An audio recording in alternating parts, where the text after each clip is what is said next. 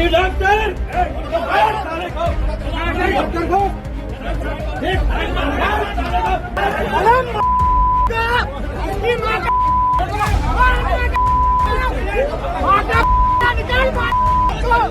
दोस्तों, नरेश यादव की कहानी तो आप जानते होंगे। गिरफ्तारी हो गई है उसकी। नरेश यादव कौन है जिसने एक्सपर्ट तहलका मचाया था, योगी आदित्यनाथ को फ्रांस बुला रहा था, खुद को फ्रांस का प्रोफेसर बता रहा था। ये कहानी अगर आप नहीं जानते हैं तो इस रिपोर्ट पर आप बने रहिएगा।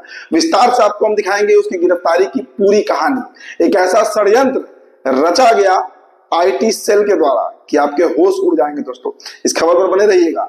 एक और बड़ी खबर है, संभल में जो प्रक्रिया चल रही है, पहले तो सरकार कहती है कि जिस जमीन पर जामा मस्जिद खड़ी है वो जमीन अतिक्रमण का जमीन है। इसके बाद प्रशासन कुछ और कहती है, अलग अलग तरीके से बयान आते हैं। और अब देखिए, मस्जिद का नाम बदल दिया गया है। जी हाँ, नाम मस्जिद का बदला जा रहा है। ये बहुत बड़ी खबर है, बड़ी अपडेट है दोस्तों उत्तर प्रदेश से। एक और खबर है, आपको हम अखबार के कुछ पन्ने दिखाएंगे। पहले पन्ने पर क्या खबर छपता है और उसके अंदर के पन्नों में कितना जहर रहता है, दोनों का अंतर आपको हम दिखाएंगे। मोदी जी का मुस्लिम प्रेम और मुस्लिम से नफरत दोनों एक ही अखबार में छपा है दोस्तों। चलिए एक और खबर आपको हम बताएंगे। एक इंटरव्यू हमारे प्रधानमंत्री का चल रहा है, नरेंद्र मोदी का।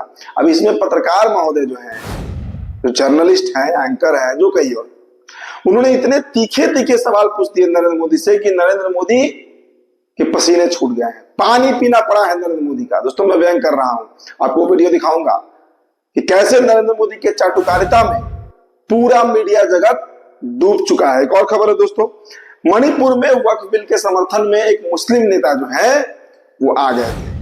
अब उनके साथ मुसलमानों ने क्या किया है और उनको क्यों माफी मांगनी पड़ी है, ये रिपोर्ट भी आपको हम दिखाएंगे दोस्तों। और एक और खबर है, टोटी का मामला चल रहा है। दिल्ली की जो मुख्यमंत्री है, उन्होंने अखिलेश यादव पर बड़ी गंदी बात उन्होंने कही। अब इसको लेकर सपा के एक प्रवक्ता ने गौरव भाटिया का जो धोती खोला है, जो इज्जत उतारी है, बड़ा मजा आएगा आपको दोस्तों, वो वीडियो हम दिखाएंगे। चलिए आप सभी का स्वागत करते हैं द लाइव टीवी में। मेरा नाम उदित तारण है। द लाइव टीवी, सच सबसे आगे। दोस्तों, सबसे पहले खबर आपको हम दिखाएंगे नरेंद्र विक्रमादित्य यादव की। सोचिए, नाम कितना डायनेमिक है, नरेंद्र भी है, विक्रमादित्य भी है और यादव भी है। अब ये व्यक्ति क्या कर रहा था, ये व्यक्ति फ्रांस का एक प्रोफेसर बना हुआ था, एक्सपर्ट। भूरे बाल कर लिया था, चेहरा में इतना मेकअप कर लिया था कि वो लग रहा था कि विदेशी है। तस्वीर आप देखिए, पहले पहचानिए, आप क्या कहिएगा, कहीं से लग रहा है क्या कि ये भारतीय है, लेकिन ये रहने वाला उत्तर प्रदेश का है।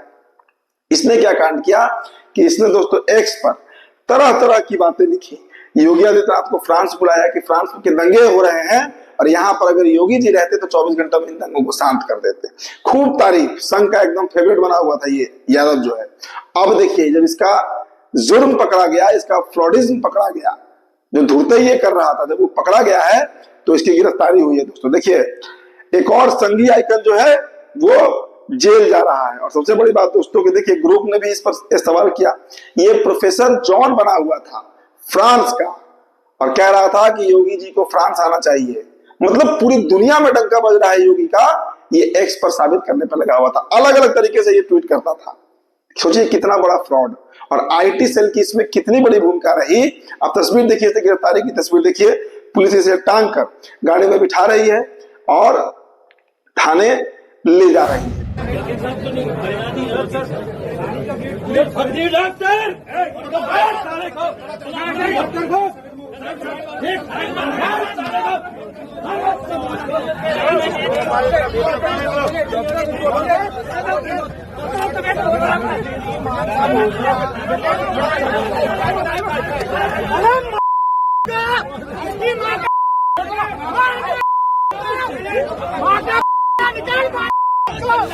चलिए दोस्तों, ये खबर तो आपने देखा, हमने कहा था कि पूरी स्टोरी आपको हम बताएंगे। अब दोस्तों देखिए, संभल के जामा मस्जिद का नाम बदला जा रहा है। संभल के जामा मस्जिद का नाम जुमा मस्जिद कर दिया गया है। दोस्तों, अलग अलग तरीके से तर्क दिया गया।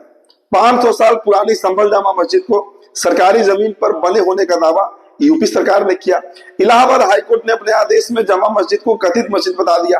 और अब देखिए, अब इसका नाम ही बदला जा रहा है। अब जामा मस्जिद की जगह इसे जुमा मस्जिद कर दिया गया है। संभल की शाही जामा मस्जिद का नाम बदलकर जुमा मस्जिद किया जा रहा है।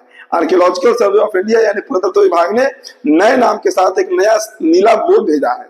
बोर्ड में देखिए नाम क्या लिखा हुआ है, जुमा मस्जिद। और एएसआई के अधिवक्ता विष्णु कुमार शर्मा ने कहा है कि एएसआई के दस्तावेजों में इस मस्जिद को आधिकारिक तौर पर जुमा मस्जिद के नाम से दर्ज किया गया है। जो कह रहे हैं ये अधिकारी अधिवक्ता जो है शर्मा जी, आप सुन लीजिए। दोस्तों आपको हम अखबार के कुछ पन्ने दिखाना चाहेंगे। ये खबर देखिए आप पहले, फ्रंट पेज में क्या छपा है अखबार में। द इकोनॉमिक टाइम्स की दोस्तों ये खबर है, देखिए। UAE India a centuries old relationship turn a new charter. मतलब सदियों का रिश्ता है, किसमें भाई? भारत में और यूएई में, सऊदी में और भारत में सदियों का रिश्ता है, सैकड़ों साल पुराना रिश्ता है, भाईचारा है, भाई का रिश्ता है।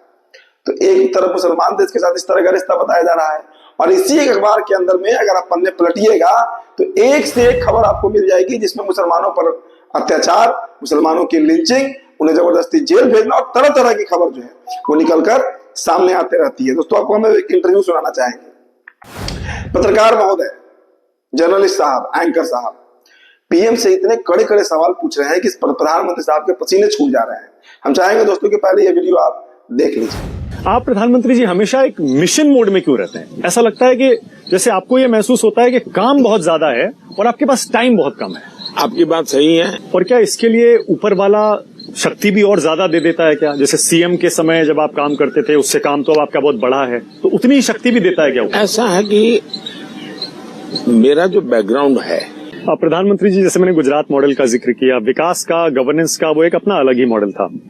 आप भी विकास पर बहुत जोर देते हैं, लेकिन आपके विरोधी कहते हैं, खासतौर से चुनाव में, आप विकास, अपनी आर्थिक रिपोर्ट कार्ड, बेरोजगारी और महंगाई, इन मुद्दों पर बोलते ही नहीं है। आप सिर्फ ध्यान भटकाने के लिए हिंदू मुसलमान करते हैं। तो दोस्तों ये जो गुप्ता साहब है, मतलब पत्रकार महोदय, अब इस तरह के सवाल अगर इस देश के प्रधानमंत्री से पूछेंगे, ये क्यों नहीं पूछा जाता है कि 5 मिनट में 18 लाख करोड़ डूब गया शेयर मार्केट में, 100 लाख करोड़ से ऊपर का नुकसान हो चुका है, बेरोजगारी चरम पे है, 15 लाख वापस कब आएंगे?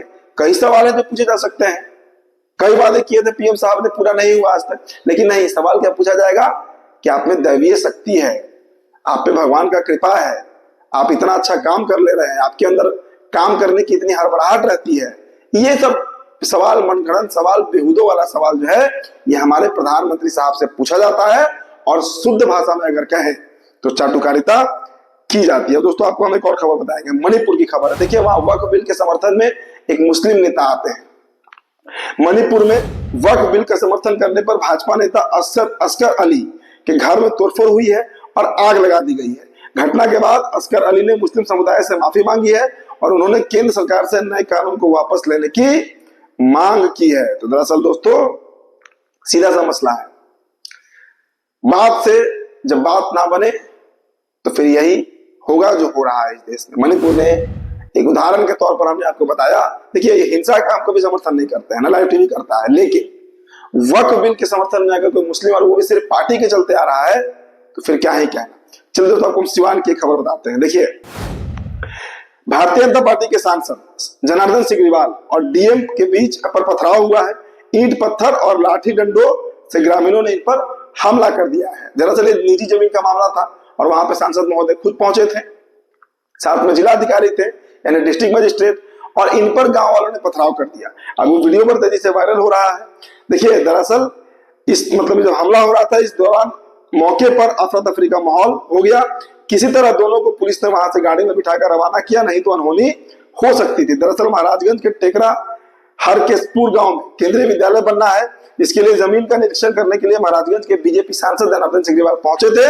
मामला विवादित हो गया और स्थितियां इतनी खराब हो गई कि इन पर हमला हो जाता, तो साहब जान बचाते हुए अपना वहां से भागे। अब दोस्तों आपको हम एक और खबर बताते हैं। देखिए एक वीडियो के हम अंत करेंगे अब, और आपको हम दोस्तों एक टीवी डिबेट दिखाएंगे जिसमें सपा के एक प्रवक्ता हैं और गौरव भाटिया को कैसे पानी पी पी कर इनका धोती खोल रहे हैं। ये वीडियो आप देख लीजिए दोस्तों। उन्होंने भी किसी कुत्ते की फोटो दिखाई, नेताजी ने, वो तो जानवर था, उसके ऊपर हाथ रखा। मनुष्य रूपी भी कुत्तों पे हाथ रखा है, जो अपनी बेगैरत से अभी भी नहीं बाज आ रहा है। इसीलिए समाजवादी पार्टी को छेड़ो मत। टोटी का रोज आना आप जिक्र करते हो ना, आज बता दे रहा हूं, जवाब सुन लो। उस टोटी से इतना पानी पिलाएंगे कि हर छेद से निकलेगा आपके पानी। याद रखिएगा गौरव भाटिया जी, ये बात मैं आपको टीवी चैनल पे बोल रहा हूं, उसी टोटी से। चलिए, तो फिलहाल इस रिपोर्ट में इतना ही। बहुत बहुत शुक्रिया।